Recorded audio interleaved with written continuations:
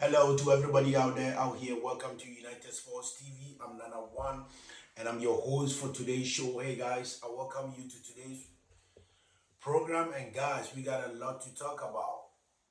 One centre back leaves Michael Carrick worried ahead of Aston Villa clash.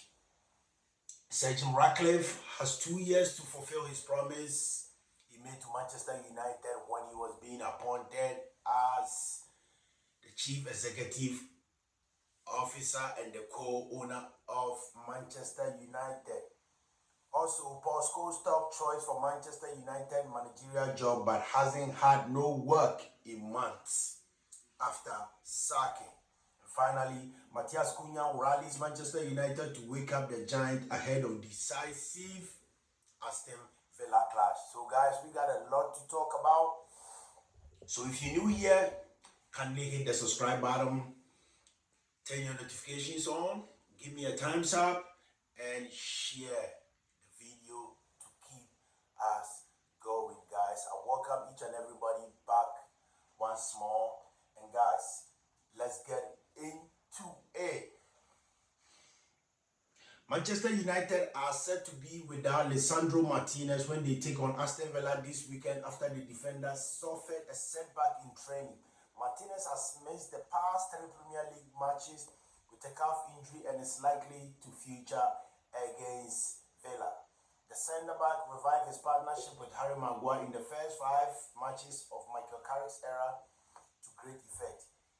He was selling back into the side after 10 months on sidelines following circular ligament injury. So guys, we all do know how long it took Lisandro Martinez to be out, and we all do know the problems Manchester United is facing when it comes to squad in depth, when it comes to our defense, our midfield. For attacking, at least we are a little bit okay. Our front lines are okay, but when it comes to our midfield and defense, we always been talking about it, how United need to sign players to stack up this squad in terms of qualifying for Champions League, to give players much time to relax, much time to also restore their body and give other players chances in other games too. So we all do know how this is going to play out, because United don't have much players on the bench for one to even get injured. We all do know how this is working. Already Mason Mount is out from our midfield. We have Matthias De Ligt, who is already injured. We have Patrick Dogo, who is coming back, doing individual training, working on his recovery. So there's a lot of injuries that United is facing, and as I'm saying again, we don't have that much in-depth squad. So whoever or whatever player gets a problem really affects Manchester United in a really bad way, because we don't have that much players to, at least sacrifice one, or let's say to lose one, So that's a really tough pill for Michael Carrick to swallow and Manchester United as they face Villa without one famous defender not being in the squad. And it's going to be a real big problem looking at this game against Villa, because Villa is just on our toes, on 4th place, trying to overtake us, get into the 3rd place. As you all do know, United overtook them as they started drawing and losing some games already. They've already beaten us away, and we're trying to at least make it one or share the season with them as they ought to come to Old Trafford. So it's going to be a really tough game. But as I said earlier, United don't have no space of missing players, or United don't have no time for injury players now. Looking at the run of games, United is trying to get into the top 4 or qualify for Champions League. Sir Jim Ratcliffe has only 2 years left to achieve Manchester United promise with over 300 million income. Wow. Sir Jim Ratcliffe has 2 years remaining to fulfill his pledge to Manchester United into the world's most lucrative football club. There is considerable work required if the 2028 target is to be achieved. United slipped 4 positions to 7th In this year's Taylor Football Money League, which was published in January, the club generated 666 million but were surpassed by Arsenal, Man City, Liverpool, Paris Saint-Germain, Bayern Munich, Barcelona, and Real Madrid, who led the rankings with 975 million. It was on March 11, 2025 that Ratcliffe spoke candidly about his first year as a co-owner at Old Trafford. The Ineos boss tackled a broad spectrum of subjects with the Times, including dismissing Eric Ten Hag, controversially splashing expenditure throughout the organization, and even supporting Ruben Amorim, who was ultimately sacked earlier this year. It will be a very profitable club, Ratcliffe said, as he addressed the club's precious financial situation earlier last year. We believe that in 3 years' time, it will be the most profitable club in the world, and it will be very, very different place. But we need to go through the change. Nobody likes change. Who doesn't like change? We do like change.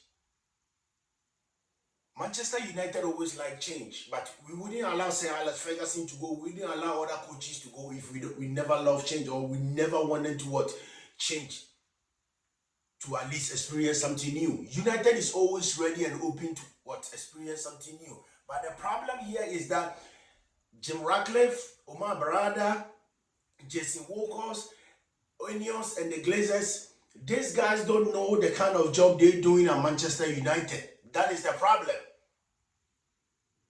It's not about Manchester United not ready for change. United has already been open for change. United door is already open for change. Our doors has always been open for change. It's whoever comes and takes over doesn't know why they are there. They don't know the kind of work they're supposed to put in. They don't know the kind of procedures, or they don't know the kind of plans to put in place to get Manchester United back on the track. That is the problem. The problem has never been Manchester United as an organization. The problem has always been the people they appoint to occupy those offices, to occupy those positions. They don't know why they are there, because they are just acting as if they are. But in the meantime, they are just opportunists. Being there, wasting time, waste of space, everything. That's what basically this board, Ineos, the Glazers, that's what basically they are doing to Manchester United as an organization. So the problem doesn't come from Manchester United when it comes to managers or when it comes to players. No, it has never been the squad. It has never been managers who has come and gone. It has always been the board, the owners, the recruitment team, and the rest. That's where always the problem comes from. But it has never been addressed. And always pointing fingers at players, always pointing fingers at what? Managers. And that is basically what we are not ready to accept. Because the promise this man made to us, he was going to put Manchester United on the global map. He was going to qualify us to what? European football. He was going to put us on the world map. But what happened? Nothing has been done ever since this guy has got into office. So the promises, nobody is ready to take promises again, because we love your actions more than the words and the promises you're going to give us. Get the job done. That will keep us going. We don't love to hear no words from you giving us promises and all those stuff. No. We don't rely on promises.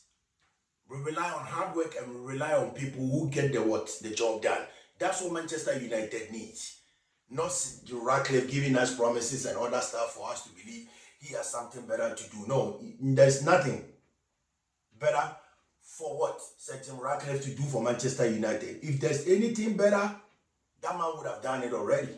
And we all do know. As there is a saying, if your Saturday is going to be better, you better start looking at Friday night. If you really want to enjoy your weekend, look at your Friday night.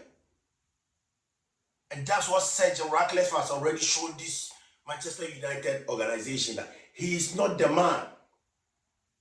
He's not ready to fulfill. He's not ready to fit into those big shoes to do the job for Manchester United. So he needs to go ASAP, because nobody needs him.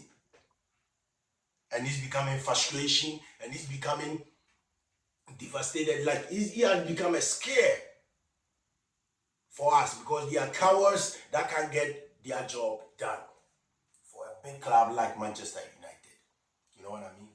Paul Scholes top choice for Manchester United manager job, but hasn't had work in months after sacking.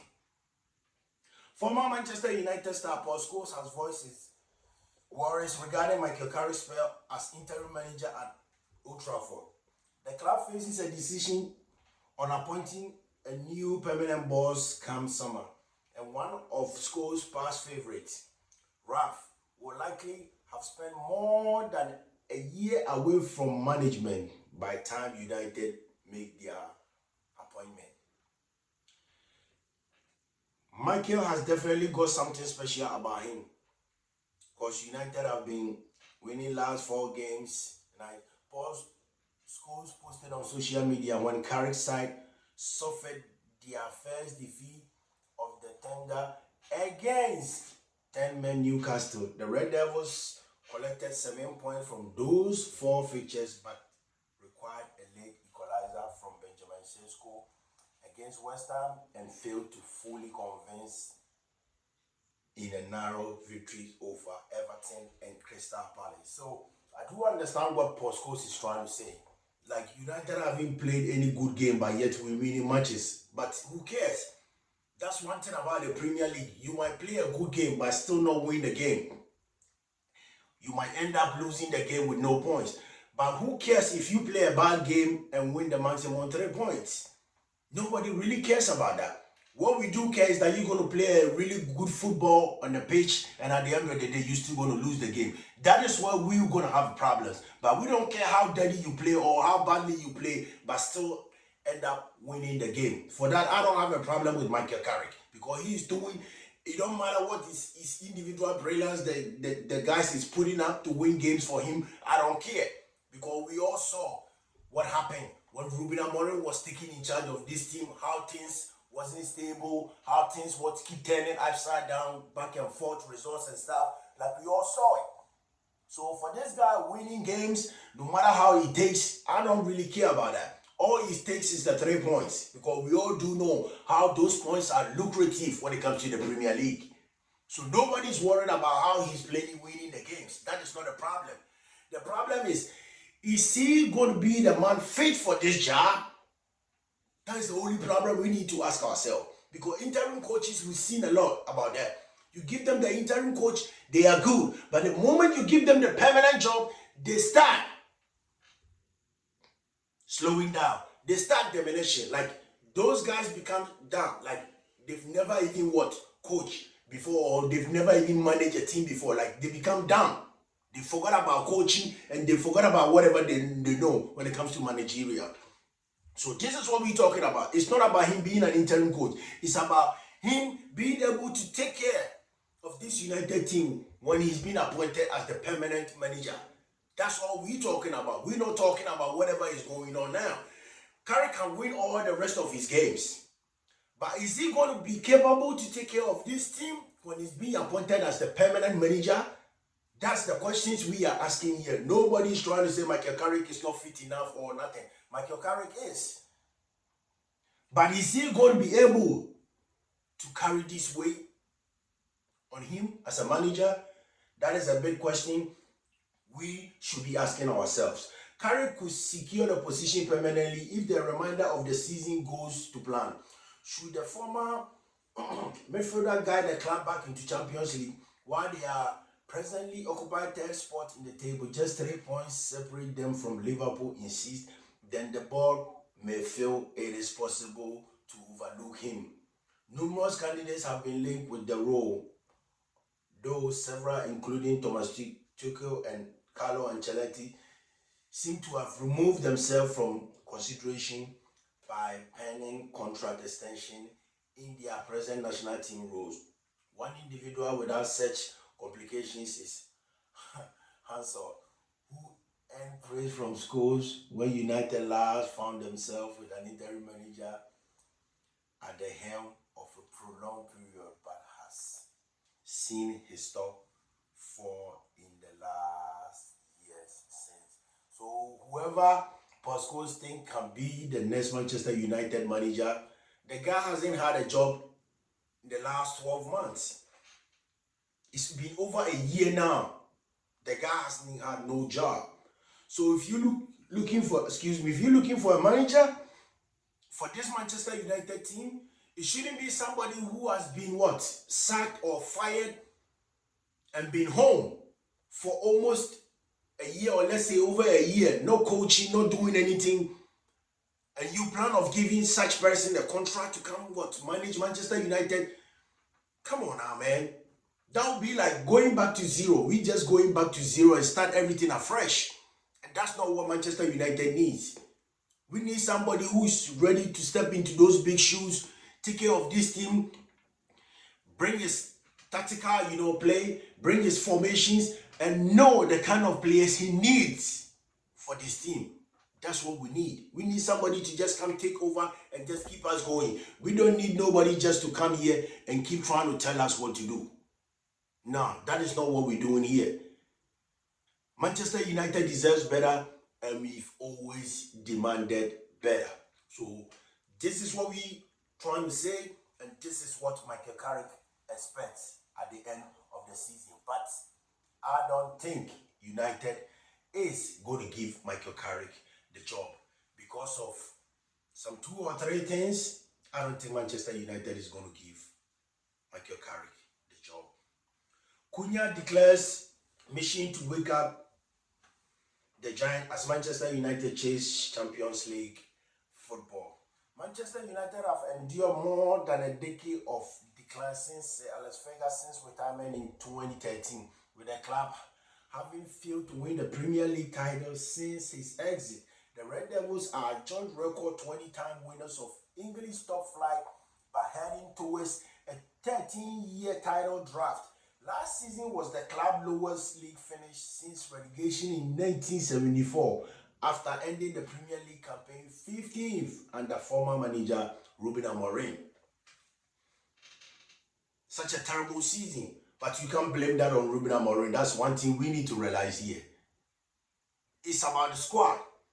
It's about the people governing the club. It's never been about the managers. It's never been about the players.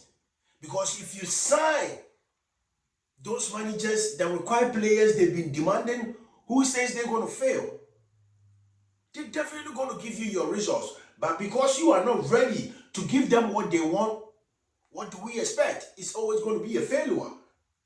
As we know, United have enjoyed an upturn since Carrick's appointment as interim boss, and currently seated in the table as the side chase Champions League qualification and a run to Europe's top table. Cunha signed for Manchester United from Wolves in the summer and outlined his ambition to win major trophies at Old Trafford. He called on the squad to wake up a sleeping giant. I never think about the negative side of Manchester United. For me, it's an extraordinary club, he said. I joke that the giant is sleeping and that we are going to wake it up. Manchester United face Villa in the Premier League this weekend in a crucial clash for both sides' top 4 hopes. The 2 teams sit 3rd and 4th in the table, level on points ahead of their contest at Old Trafford.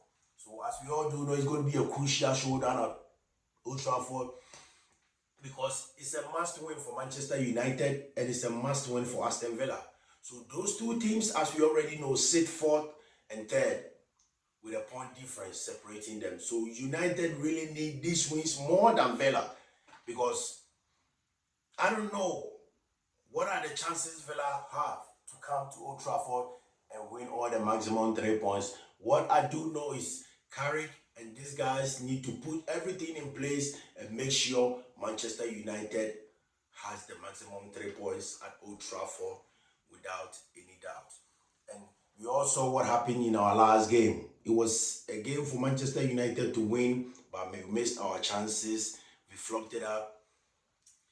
Morgan Rogers punished us, and hey, that's how it ended. But I knew that game was a win for United, but just that we couldn't take our chances and pound on it. Alright guys, we'll end today's program here. I really appreciate you guys. It's peace and love each and every time. Without love, this world would have never existed.